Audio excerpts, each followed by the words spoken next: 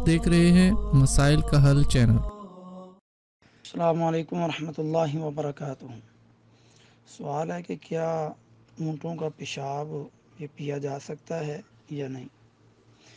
بخاری شریف کی بے شمار احادیث ہیں، آپ حدیث نمبر 233 دیکھ لیں،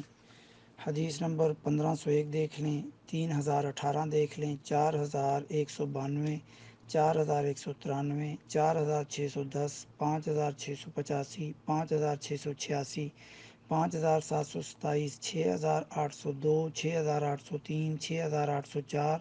6805 اور 6899۔ یہ اتنی احادیث یعنی بخاری شریف میں، جس میں یہ ہے کہ یہ 233 نمبر حدیث پڑھنے لگا ہوں، اس کا ترجمہ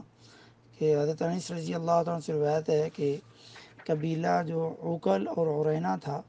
وہاں کے کچھ لوگ مدینہ آئے اور انہیں یہاں کی آب و ہوا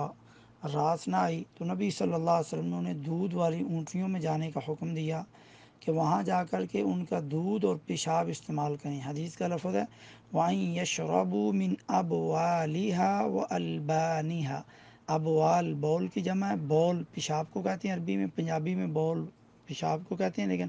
عربی میں پیشاب کو بول کہتے ہیں اور اس کی جمع ابوال ہے، اور لبن کی جمع البان ہے، لبن دودھ، یعنی ان کو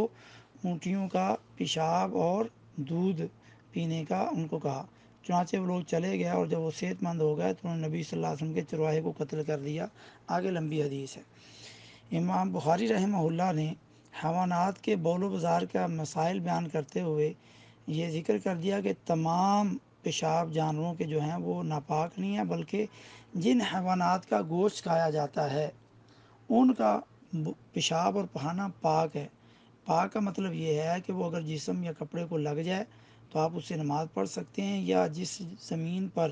ان کا پیشاب پخانہ پڑا ہے وہ ناپاک نہیں ہے، وہاں آپ نماز پڑھ سکتے ہیں۔ جیسے بکریوں کا،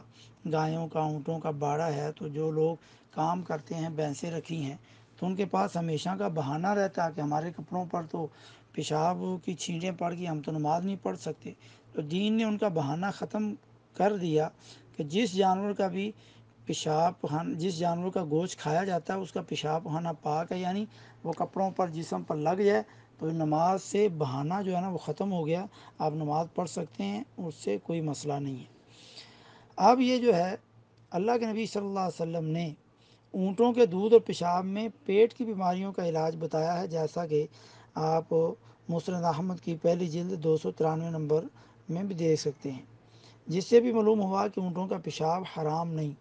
اگر حرام ہوتا تو اللہ کے نبی صلی اللہ علیہ وسلم اسے دوا کے طور پر، علاج کے طور پر تجویز نہ فرماتے، کیونککہ خود رسول اللہ صلی اللہ علیہ وسلم نے حرام چیزوں کو بطور دوا استعمال کرنے سے منع کیا ہے، جیسے آپ ابو داؤد کی 3874 نمبر حدیث دے سکتے ہیں۔ اسی طریقے سے جو لوگ یہ کہتے ہیں کہ نہیں سب کا پیشاب ناپاک ہے، کسی بھی جانور کا، ان کا یہ موقف درست نہیں، کیونکہ حلال جانوروں کے پیشاب کا حدیث سے استثناء آ گیا کہ کوئی بھی معقول اللحم یعنی جن کا گوشت کھایا جاتا ہے ان کا پیشاب پخانہ پاک ہے، اور جو لوگ معقول اللحم جن کا گوشت کھایا جاتا ہے ان جانوروں کے پیشاب کے بارے میں، ناپاک ہونے کے بارے میں جو کوئی روایت پیش کرتے ہیں وہ ضعیف ہے، ثابت نہیں ہے، بلکہ اس کے مقابلے میں صحیح ترین کتاب میں صحیح ترین حدیث اللہ کے نبی صلی اللہ علیہ وسلم کا فرمان یہ کتنی حدیثوں میں موجود ہے، تو جس سے یہ بات سمجھ میں آتی ہے کہ ان جانوروں کا پیشاب اور پخانہ پاک ہے، اور ان جانوروں کا جن کا پیشاب پخانہ پاک ہے، جن کا ہم گوشت کھاتے ہیں، ان جانوروں میں اونٹ ایسا جانور ہے جس کا پیشاب پاک ہونے کے ساتھ پیٹ کی بیماریوں کے لیے پینا بھی جائز ہے، جیسا کہ اس حدیث سے صاف ظاہر ہے، اللہ عالم۔ اور جو لوگ ان احادیث کو نہیں مانتے، بخاری کی حدیث کو بھی نہیں مانتے، تو ان کو اللہ تعالیٰ سے ڈرنا چاہیے۔ تو اللہ کے نبی صلی اللہ علیہ وسلم کا صحیح ترین فرمان آ جانے کے بعد وہ اپنے مسلک یا اپنی عقل کی بنیاد پر اس کو غلط کہتے ہیں، تو اللہ کے نبی صلی اللہ علیہ وسلم کے فرمان کا انکار کر رہے ہیں۔ اس کی میں ایک مثال دوں، ہم بکرے کا گوشت کیوں کھاتے ہیں؟ کیونکہ ہمیں دین نے بتایا وہ حلال ہے۔ کتا کیوں نہیں کھاتے؟ کیونکہ ہمیں دین نے بتایا وہ حرام ہے۔